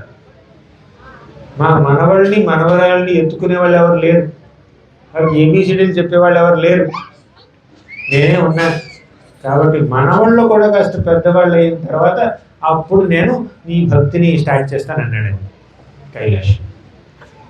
నారద మహర్షి కొంచెం సరే అని చెప్పి వెళ్ళిపోయాడు. కొన్నాళ్ళు అయిన తర్వాత వచ్చాడు. వస్తే కైలాష్ వాళ్ళ కొడుకులు, వాళ్ళ యొక్క మనవాళ్ళు మనవరాళ్ళు ఉన్నారు అక్కడ, పెద్దవాళ్ళు అయ్యారు. వాళ్ళు అడిగారు, ఇక్కడ కైలాష్ అనే వ్యక్తి ఉండాలి, ఏమయ్యాడంటే ఫోటో చూపించారండి. ఆ ఫోటోకి దండేసి ఉంది. కైలాష్ అప్పటికే కైలాసానికి వెళ్ళలేదు, వెళ్ళిపోయాడు. ఆ ఇంటి నుంచి అయితే వెళ్ళిపోయాడు. నారద మహర్షి చూసి బ్రతుకున్నంత వారం ఎన్నోసార్లు చెప్పాను నేను కాస్త భక్తి స్టార్ట్ చేయని చెప్పి, కానీ స్టార్ట్ చేయలేదే ఈ కైలాష్. అసలు భక్తి మార్గాన్ని ఆచరించకుండా పోయింది, జీవితం అంతా అయిపోయింది, వ్యర్థమైపోయింది. సరే అని చెప్పి వెళ్ళిపోతున్నాడు నారద మహర్షి. అప్పుడు దారిలో ఒక కుక్క కనిపించింది. కుక్క మురుగుతుంది అనమాట. అవ్వ నారద మహర్షిని చూసి, నారద మహర్షి చూశాడు, ఏమిటి కుక్కలో మరుగుతుందంటే, కుక్క భాషలో కైలాష్ ఏమన్నాడంటే, నారద మహర్షి నన్ను గుర్తుపెట్టావా, నేను కైలాష్ని. కైలాష్ కుక్క జన్మ ఎత్తావా, మనిషి జన్మ పోయింది, ఇప్పుడు కుక్క జన్మ పెట్టావా, నువ్వు కుక్కయి పుట్టావా. ఇప్పుడు మనిషి జన్మలో నీకు ఎన్నోసార్లు చెప్పాను నేను నీకు, చక్కగా భక్తి మార్గాన్ని ఆచరించు, నువ్వు జపం స్టార్ట్ చేయి, భక్తి స్టార్ట్ చేయండి, నువ్వు అసలు వినిపించుకోలేదు. సరే ఇప్పటికీ మించిపోయింది ఏమీ లేదు, కుక్క జన్మలో కూడా భగవంతుడిని ఆరాధించే పద్ధతిని నేను నీకు బోధిస్తాను. ఈ జన్మలో కూడా నువ్వు భగవంతుడిని స్మరించడం ద్వారా భగవంతుడిని చేరుకోగలుగుతావు నువ్వు నాతో అన్నాడు. ఇప్పుడు కైలాష్ ఏమన్నాడు తెలుసా, స్వామి ఎంతో కృతజ్ఞుడిని, మీరు మమ్మల్ని నన్ను మీతో తీసుకువెళ్ళి భక్తి చెప్పాలనుకుంటున్నారు, కానీ నేను ఎంతో కష్టపడి ఇంత పెద్ద ఇల్లు కట్టాను, కానీ నా కొడుకులు మనవాళ్ళు ఇంటిని సరిగ్గా చూసుకోవట్లేదు, అప్పుడప్పుడు దొంగలు పడుతున్నారు, నేను ఇంటికి కాపలాగా వస్తున్నాను కుక్క రూపంలో. ఆ ఇంటి మీద కుటుంబం మీద తనకున్నటువంటి వ్యామోహం వల్ల మళ్ళీ ఆ ఇంటి దగ్గరే కుక్కలాగా పుట్టాడు కైలాష్. ఇప్పుడు ఆ ఇంటికి కాపలాగా వస్తున్నాడు కుక్కై పుట్టి. ఇంకా అంటే గత జన్మలో తనకున్నటువంటి బంధాలు బంధుత్వాల మీద ఆ ప్రీతి, ఆ తీపి, ఆ అటాచ్మెంట్, ఆసక్తి ఇంకా పోలేదండి. కుక్క జన్మ ఎత్తినా కూడా ఇంక అక్కడే ఉంటున్నాడు. నారద మహర్షి చెప్పాడు, నేను భక్తి మార్గాన్ని చెప్పిస్తాను, కుక్క అయినా కూడా పర్వాలేదు, నువ్వు నామస్మరణ చేయొచ్చు, రా నాతో అంటే రాలేదు, ఇంకా అటాచ్మెంట్ ఉంది. నీ గత జన్మలో ఉన్నటువంటి సంపద మీద నీకు ఇంకా అటాచ్మెంట్ పోలేదు. సరే నారద మహర్షి వెళ్ళిపోయాడు. కొన్నాళ్ళు అయిన తర్వాత మళ్ళీ వచ్చాడు. ఇంట్లో వాడిని అడిగాడు, అక్కడ కుక్క ఉండేది ఏమైందంటే, కుక్క చచ్చిపోయిందండి అన్నారు. ఓ కైలాష్, కుక్క జన్మ కూడా పోయిందా, ఇప్పుడు ఎక్కడున్నాడో కైలాష్ అని చెప్పి నారద మహర్షి అలా వెళ్ళిపోతుంటే దారిలో ఒక పాము కనిపించింది. నారద మహర్షి, నేను కైలాష్ని గుర్తున్నానా నీకు, ఇంతకు నాకు భక్తి గురించి చెప్పాలనుకున్నావు నువ్వు, నేను మళ్ళీ కుక్కై పుట్టాను, ఇప్పుడు నేను పామై పుట్టాను నేను అంటే, నారద మహర్షి చూసి, పామై పుట్టావా నువ్వు, పైన పర్వాలేదు, పాము జన్మలో కూడా భగవంతుని ఎలా స్మరించుకోవాలో నేను నీకు చెప్తాను, నేను నాతో పాటు రా అన్నాడు. అప్పుడు కైలాష్ ఏమన్నాడంటే, ఇప్పుడు నా బిడ్డలు, నా మనవాళ్ళు, వీళ్ళందరూ నా ఇంటిని బాగానే చూసుకుంటున్నారు, నా బిజినెస్ బాగానే చూసుకుంటున్నారు, కానీ నా పొలాన్ని సరిగ్గా చూసుకోవట్లేదు. ఆ పొలాల్లో ఎన్నో ఎలుకలు ఉన్నాయి, ఆ ఎలుకలు నాటినటువంటి పంటంతా పాడు చేసేస్తున్నాయి. ఆ పంటని పాడు చేస్తున్నటువంటి ఎలుకల్ని చంపడమే నేను ధ్యేయంగా పెట్టుకున్నాను. ఈ పాము శరీరంలో ఎలుకల్ని వేటాడతాను, నేను నా పంట పొలాలను చక్కగా సంరక్షిస్తాను అన్నాడు. ఇంకా నీకు పోలేదు, ఇంకో 2 జన్మలు ఎత్తినా కూడా నీకు నీ యొక్క పంట మీద, నీ యొక్క ఆస్థానం మీద, నీ యొక్క వంశం మీద నీకు ఇంకా ఆశపోలేదా అని చెప్పి నారద మహర్షి ఏం చేశాడు తెలుసా, పాము పాము పాము అని అరిచాడు అనమాట. అప్పుడు కైలాసం వాళ్ళ ఇంట్లో నుంచి వాళ్ళ యొక్క బిడ్డలు వాళ్ళ యొక్క మనవాళ్ళందరూ వచ్చి కర్రలు తీసుకొచ్చి కైలాసం కొట్టారంట. పాము రూపంలో ఉన్న కైలాసం కట్టడం మొదలుపెట్టారు. అప్పుడు కైలాష్ అన్నాడు, స్వామి నేను మీతో వస్తానన్నాడు. నారద మహర్షి మీతో తీసుకెళ్ళని చెప్పాడు అనమాట. మనం కైలాష్ లాగా 3 జన్మలు వెయిట్ చేయకూడదండి. మృగారిలాగా 3 నిమిషాల్లో మారిపోవాలి.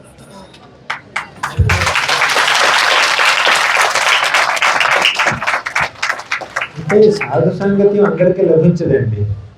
ఎవరికైతే సాధు సాంగత్యం లభిస్తుందో వాళ్ళు అదృష్టవంతులు. ఎవరికైతే సాధు సాంగత్యం లభించలేదో వాళ్ళు దురదృష్టవంతులు. కానీ ఎవరికైతే సాధు సాంగత్యం లభించి కూడా ఆయన యొక్క బెనిఫిట్ తీసుకోలేదో వాళ్ళు మహా దురదృష్టవంతులు. కొంతమందికి ఏమిటంటే అన్నం లేక తింటారు, కొంతమందికి అన్నం ఉన్నా తింటారు, అవునా? కొంతమందికి సాధు సాంగత్యం లేకపోవడం వల్ల వాళ్ళకి ప్రాబ్లం. కానీ ఇంకొంతమంది సాధు సాంగత్యం ఉన్నా కూడా వాటి బెనిఫిట్ని తీసుకోలేరండి. మనం అలా ఉండకూడదు. మనం సాధు సాంగత్యం దొరికినంత వరకు ఆ అవకాశాన్ని వినియోగించుకుని భక్తి మార్గంలో ముందుకు వెళ్ళాలి. కానీ మనం అనవసరంగా హెసిటేట్ చేస్తూ పోస్ట్పోన్ చేయకూడదండి. ఈ భక్తి మార్గంలో సాధు సాంగత్యంలో భక్తి మార్గంలో మనం ఎంతో ముఖ్యంగా చేయవలసినటువంటి పని ఏమిటి తెలుసా? జపం చేయడం. ఇప్పటికే మనం హరే కృష్ణ మహామంత్రం యొక్క గొప్పతనాన్ని మనం తెలుసుకున్నాం. చతుర్ఛేదైక మంత్రం శ్లోకం చెప్పి దానితో పాటుగా హరే కృష్ణ మహామంత్రాన్ని జపించడంతో పాటుగా మనం భాగవతాన్ని వినాలండి. శ్రీమద్ భాగవతంలోని శ్రీకృష్ణుడి యొక్క లీలల్ని వినాలి, లీలా శ్రవణం చెయ్యాలి. భగవంతుడు ఒక మానవ రూపం దాల్చి ఈ ప్రపంచంలోకి వచ్చాడు. ఈ ప్రపంచంలో భగవంతుడు ఎన్నెన్నో గొప్ప గొప్ప కార్యాలు చేశాడు. ఒక 6 రోజుల వయసులోని పూతన అనే రాక్షసిని చంపాడు. పూతన గురించి తెలుసా మీకు? పూతన అనే ఒక మహారాక్షసి ఉంది. ఎంతమందికి తెలుసండి పూతన గురించి? ఇక్కడ ఓకే, చాలా మందికి తెలుసు. కృష్ణుడు పసికందుగా ఉన్నప్పుడు బృందావనంలో పూతన అనే మహారాక్షసి వచ్చిందండి. ఆ రాక్షసి తన శరీరం మీద కాలకొట విషాన్ని పూసుకుని ఆ విషంతో కూడినటువంటి పాలిచ్చి పసికందుల్ని చంపడానికి వచ్చిందండి. కానీ శ్రీకృష్ణుడు ఏం చేశాడు? ఒక పసికందు రూపంలో ఆ పాలు తాగే రూపంతో ఆవిడ యొక్క ప్రాణాలను కూడా పీల్చేశాడు. అక్కడ తాగలేదే, ఆయన పూతనకి మోక్షాన్ని ప్రసాదించాడు. భగవద్ధామానికి గోలోక బృందావనానికి పంపించేశాడండి. అంటే ప్రాణాలు తీయడానికి వచ్చినటువంటి రాక్షసికి మోక్షాన్ని ప్రసాదించాడండి కృష్ణుడు. అంతకన్నా గొప్ప దయామయుడు ఇంకెవరు ఉంటారు చెప్పండి? అహోబకీయం స్తనకాలకూటం జిఘాంసయా పాయయదప్యసాధ్వి లేభే గతిం ధాతృజితం తతోన్యం కంవాదయాళం శరణం వ్రజేమ. అహోబకీయం స్తనకాలకూటం, కాలకోట విషాన్ని తన యొక్క స్థనం మీద పురుగుని బిడ్డని చంపడానికి వచ్చినటువంటి ఆ రాక్షసికి భగవంతుడు భగవద్ధామానికి పంపించాడండి. అంతకన్నా దయాళు అయ్యాడు ఇంకెవరుంటారు చెప్పండి? కంవా దయాళం శరణం వ్రజేమ. పద్భ్యాం భక్త హృదిస్తభ్యాం వంద్యాభ్యాం లోకబందితైః అంతఃస్యాః సమాక్రమ్య భగవానపి తత్స్తనం యాతు ధాన్యపి సా స్వర్గమపాపజననీ గతిం కృష్ణభక్తస్తన క్షీరాః కిము గావో మాతరః. ఇప్పుడు ఒక రాక్షసికే ఒక మాతృస్థానాన్ని ఆధ్యాత్మిక జగత్తులో ప్రసాదించినటువంటి ఆ శ్రీకృష్ణుడు ప్రేమతో మనం భగవంతుడికి పాలిస్తే, అన్నం పెడితే, ఇంకా ఏదైనా నైవేద్యం పెడితే మనకి ఇంకేమిస్తాడో ఆలోచించుకోండి. అంటే ఎంతో దయ కలిగినటువంటి ఆ శ్రీకృష్ణుని మనం పూజించాలి. ఇప్పుడు ఆయన్ని పూజించిన వాళ్ళు ఎవరు నష్టపోరండి. ఒకసారి ఏం జరిగిందో తెలుసా? చిన్న శ్లోకం చెప్తాను, చెప్పండి. అనన్యాశ్చింతయంతో మాం జనాః పర్యుపాసతే తేషాం నిత్యాభియుక్తానాం యోగక్షేమం వహామ్యహం అనన్యాశ్చింతయంతో మాం ఏ జనాః పర్యుపాసతే.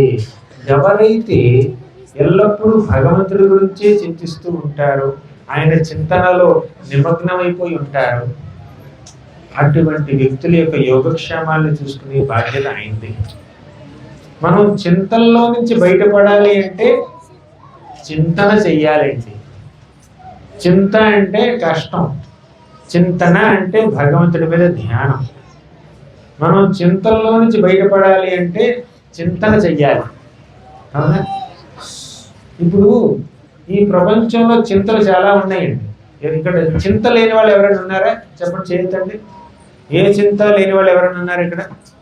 ఏ బాధలు లేని వాళ్ళు ఎవరు లేరు కదా. మీరు చేయొచ్చినా కూడా నేను మిమ్మల్ని నమ్మేవాడిని కాదులేండి. ఇప్పుడు ఎప్పటి వరకు ఉంటాయండి చింతలు? మనం చితి మీద భస్మమయ్యేంత వరకు ఉంటాయండి చింతలు. ఇప్పుడు చితి మనల్ని ఒక్కసారి దహిస్తుంది, కానీ చింత జీవితం అంతా దహిస్తుంది. కానీ ఆ చితిని చింతని అన్నిటినీ దహించేది చింతన. భగవంతుడిని చింతిస్తే, భగవంతుడి మీద చింతన చేస్తే, ఆయన ధ్యానిస్తే, ఆయన స్మరించుకుంటే మన చింతలన్నీ పోతాయి. అవునా? సరే, అటువంటి వ్యక్తుల్ని వారి యొక్క యోగక్షేమాలను చూసుకునే బాధ్యత భగవంతుడి. ఒకసారి అర్జునాచార్యులు వారు ఉన్నారు. ఎంతమందికి తెలుసండి అర్జునాచార్యుల వారి గురించి? ఓకే, ఇద్దరు భక్తులకి. అర్జునాచార్యులు ఒక మహా ఆచార్యులు. వారు భగవద్గీత మీద భాష్యం రాస్తున్నారు.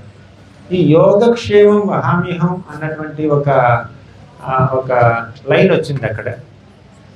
అప్పుడు ఆయనకు అనిపించింది, అదేమిటి భక్తుల యొక్క యోగక్షేమాల్ని స్వయంగా వహించేటటువంటి అవసరం భగవంతుడికి ఏమిటి చెప్పండి అని చెప్పి ఆ లైన్ని కొట్టేశాడండి.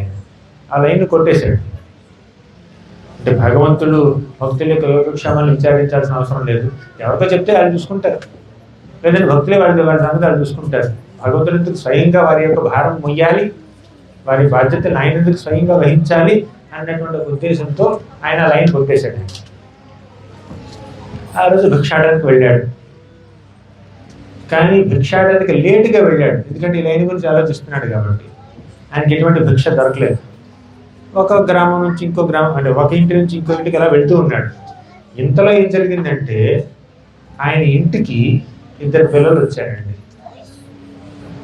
ఆ 2 పిల్లలు కావడి మీద ఎన్నో ఆహార పదార్థాలు తీసుకొచ్చారు. ధాన్యాలు, కూరగాయలు, పళ్ళు, ఫలాలు అన్నీ తీసుకొచ్చారండి.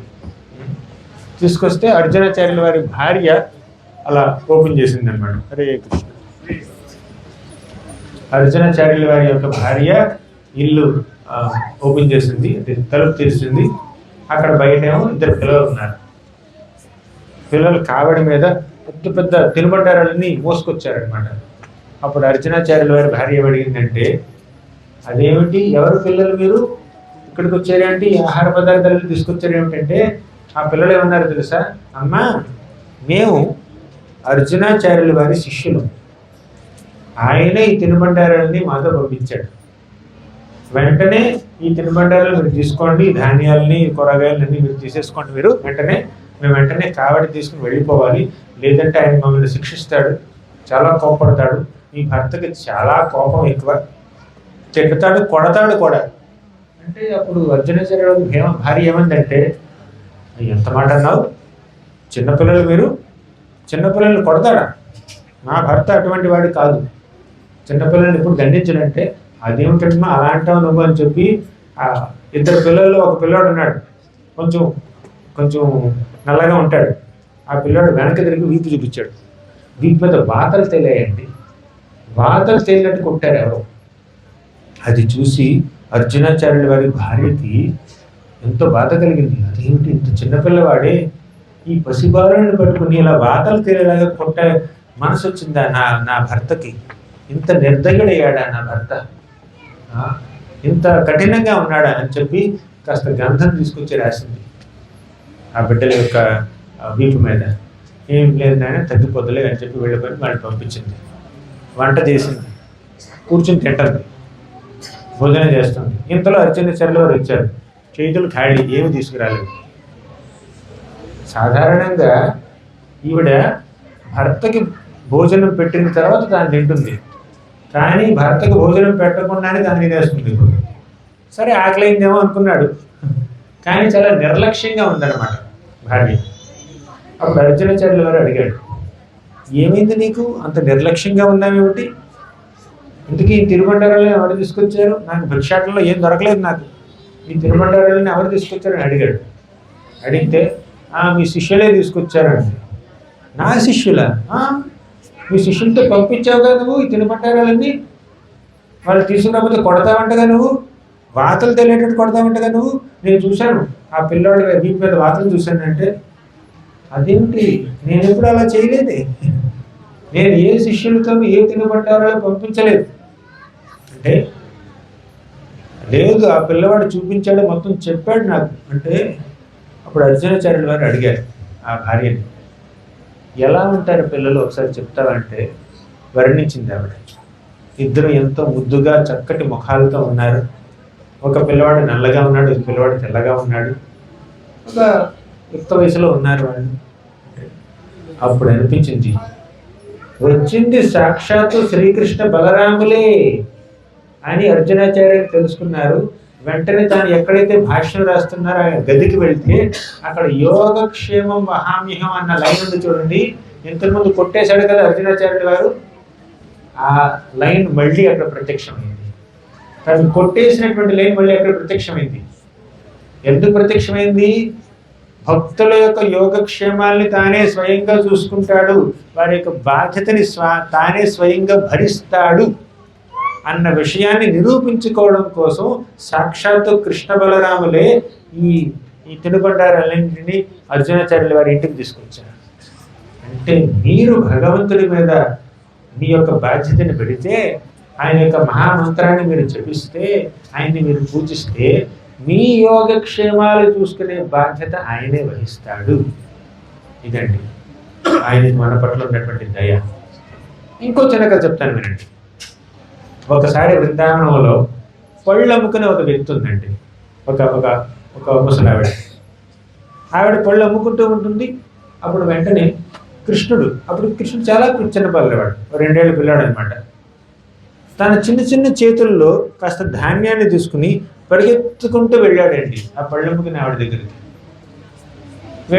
వెళ్ళేసరికి అసలే చిన్న చిన్న చేతులు, అందులో ఇంతే ధాన్యం పడుతుంది. ఆ ధాన్యం కూడా పరిగెత్తుకుంటూ వెళ్ళేసరికి కింద నేలపాలైంది. ఉన్నది 4-5 గింజలు వచ్చాయి. ఆ గింజల్ని ఆవిడకి ఇస్తే కృష్ణుడి చేతి నిండా పళ్ళు పెట్టిందండి ఆవిడ. అప్పుడు మీ అందరికీ తెలిసినట్టే ఆవిడ యొక్క పళ్ళ బుట్ట నిండా వజ్రాలు, వైఢూర్యాలు, బంగారం అంత నిండిపోయింది అనమాట.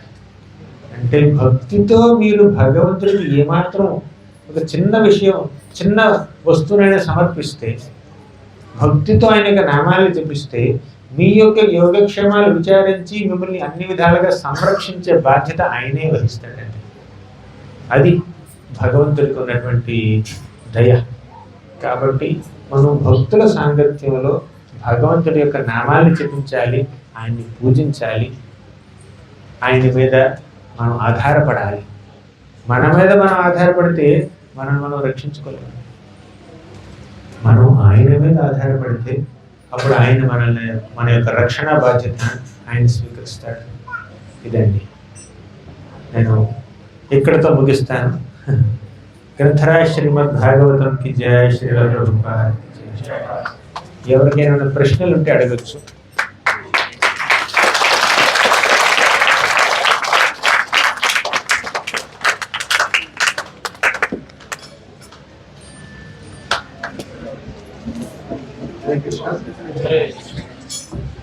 ఎవరికైనా ప్రశ్నలు ఉన్నాయా ఈరోజు మనం చర్చ చేసుకున్నటువంటి విషయంలో?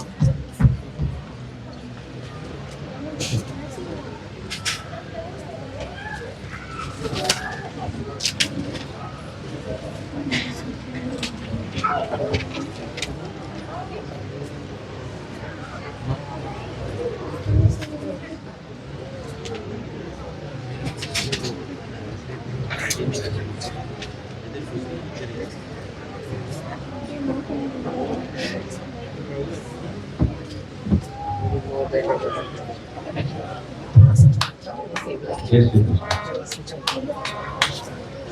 ప్రశ్నలు మన తప్పు క్షమించాలి. ఇందాక మీరు ఇచ్చిన ఒక ఎగ్జాంపుల్ రాక్షసి రూపంలో వచ్చినా కానీ స్వామివారు మోక్షం ప్రసాదించారు. దీంట్లో ఒక చిన్న కొంచెం డివైన్ చేస్తే స్టోరీ.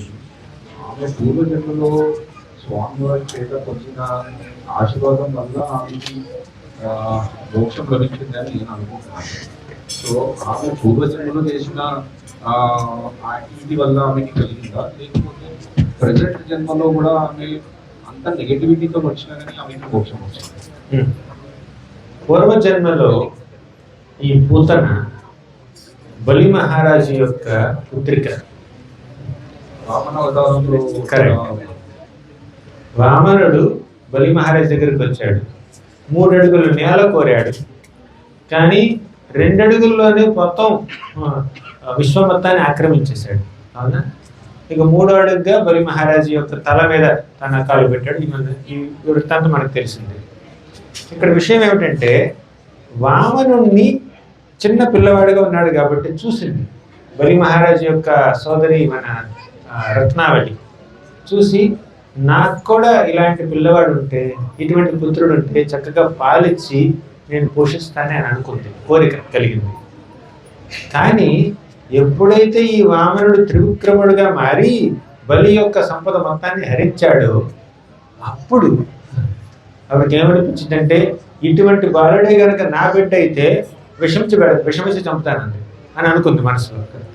ఇక్కడ తల్లిగా పాలివ్వాలనుకుంది, ఒక రాక్షసిగా విషం ఇవ్వాలని కూడా అనుకుంది. ఆ 2 కోరికలు నెరవేరినాయి అన్నమాట, ఎలా పూతనగా వచ్చినప్పుడు. అయినా కూడా బృందావనంలో భగవంతుడికి పాలిచ్చే సేవ చేసింది కాబట్టి, అంటే మనసులో కోరిక సరైనది కాకపోయినా కూడా కేవలం ఆ కార్యం మాత్రం చేసినటువంటి ఆ పని మాత్రం ఒక తల్లి చేసే పనిలా ఉంది కాబట్టి భగవంతుడు దయ చూపించి తల్లి స్థానాన్ని ఇచ్చేసాడు. అంటే పూర్వజన్మలో మహా సుకృతి ఏమి చేయలేదు ఆవిడ, కేవలం మనసులో 2 ఆలోచనలు వచ్చాయి. ఆ 2 ఆలోచనలు కొంచెం కంబైన్ అయినాయి. ఇప్పుడు ఈ జన్మలో ఆవిడ ఈ కార్యం చేసింది, కానీ భగవంతుడి యొక్క దయ వల్ల ఆవిడకి మోక్షం కలిగింది.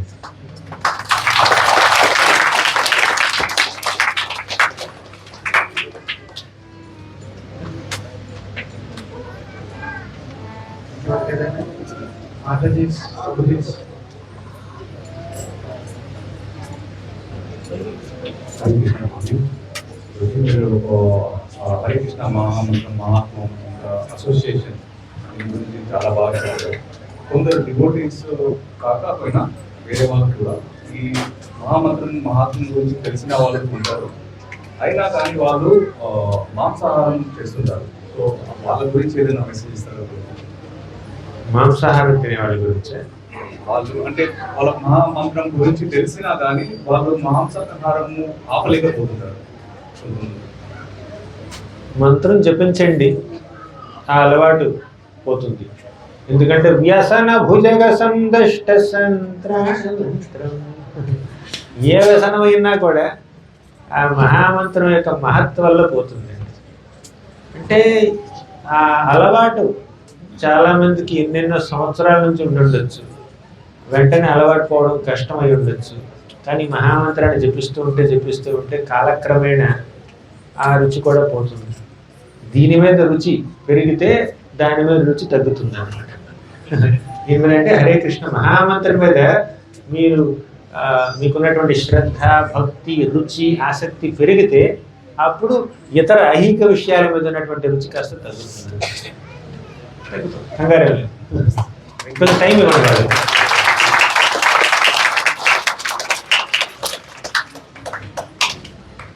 ఇక్కడ అందరు జపం చేస్తున్నారా? ఎంతమంది జపం చేస్తున్నారు ఇక్కడ? అందరూ. ఎంతమంది 16 మాలలు చేస్తున్నారు చెప్పండి? 16. Okay good. ఎంతమంది 8 చేస్తున్నారు? 8 అండ్ అబౌవ్ 8 రౌండ్లు. ఓకే 4 రౌండ్లు మినిమం ఎంతమంది చేస్తున్నారు చెప్పండి? 4. ఓకే 2 1 కూడా చేయని వాళ్ళు ఎవరున్నారు చెప్పండి? 1 రౌండ్ కూడా చేయని వాళ్ళు. ఓకే రేపు ఏకాదశి, రేపు నుంచి ప్రారంభించండి. ఎంతోసేపు పట్టదండి. హరే కృష్ణ మహామంత్రాన్ని జపించడం 108 సార్లు చేయడానికి మా అయితే 6-7 నిమిషాలు పడుతుంది. ఎంత స్లోగా చేసినా మా అయితే 10 నిమిషాలు పడుతుంది. ఒక్క 10 నిమిషాల పాటు హరే కృష్ణ మహామంత్రాన్ని మీరు జపించారనుకోండి చాలా సులువుగా ఉంటుంది. మీ మనసులో ఉండే పరివర్తన అంటే మీ జీవితంలో కలిగే పరివర్తన మీరే చూడగలుగుతారు. రేపటి నుంచి 1 రౌండ్ చేస్తారు అందరూ. 1 చేయగలిగితే 4 చేయండి, 16 చేయండి, కనీసం 1తో స్టార్ట్ చేయండి రేపు. Hare Krishna.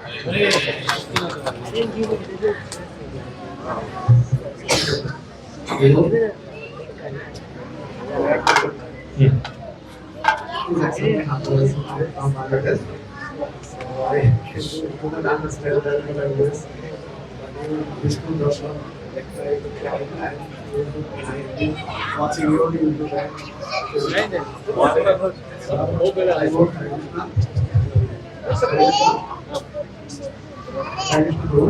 Yes, sir, we can speak. I'm from Bangladesh. Bangladesh, yeah. Just sitting here and keep watching you and words. I am a big fan. I try to watch your YouTube channel, also Facebook channel.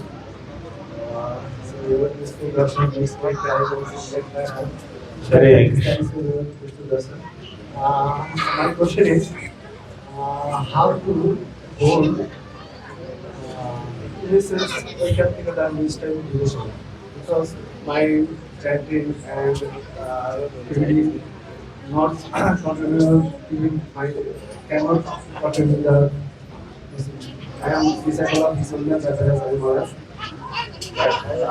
After my chanting and reading not so. You continue to chant, bro. Even if you don't have taste, if you continue to chant, Krishna will give you taste. Krishna will see, although this devotee doesn't have so much of interest in chanting, still he is committed to the process of chanting, let me give him some taste. Krishna will think like that. You continue. Hare Hare Krishna.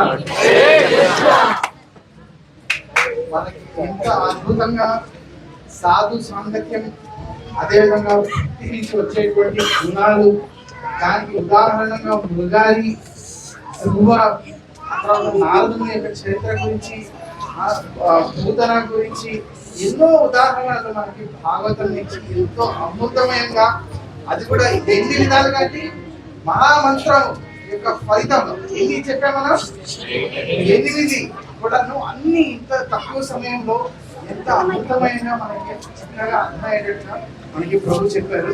సాధు సాంగత్యాన్ని మనం కూడా ఇప్పుడు పూర్తిగా సద్వినియోగం చేసుకోవాలి, దీని యొక్క లాభం తీసుకోవాలి అంటే మనందరం కూడాను గౌరాంగ దర్శన్ ప్రభు చెప్పినట్లుగా ఏకాదశి రేపు ప్రారంభం అవుతుంది కాబట్టి అందరం కూడాను తీవ్రంగా జపం చేయడానికి పూర్తి భక్తి శ్రద్ధలతో జపం చేయడానికి ప్రయత్నిద్దాం. అందరం కూడాను ప్రభు ఇంత చక్కగా మనకి సాధు సాంగత్యం అదేవిధంగా ఇంత చక్కగా కొన్ని మంచి మాటలు చెప్పినందుకు హృదయపూర్వక అభినందనలు తెలుసుకుందాం. హరే కృష్ణ మహామంత్రం నుంచి శరణం తీసుకుందాం. హరే కృష్ణ హరే కృష్ణ కృష్ణ కృష్ణ హరే హరే హరే రామ హరే రామ రామ రామ హరే హరే.